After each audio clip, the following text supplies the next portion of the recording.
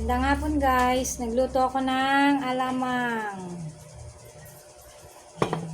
Lutusan tayo ng dalaga na magluto daw ng alamang. Oh. Dahil gusto raw niya kumain ng mangga. Huwag siya nagtatago. Siya raw ay magmumukbang sa mangga. Huwag siya nagtatago. Ikaw, daya mo, nakis mo ko kanina.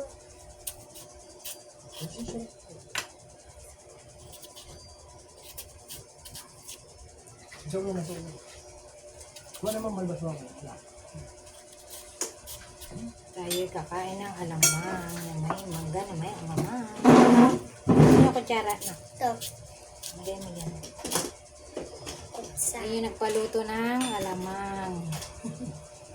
Ang aking dalaga. Kanina niya pa sinasabi, maluto tayong alamang. Kanina pa, papaluto siya. Kaya ito na, nilutuan ko na. Yan, kain tayo guys. Hop.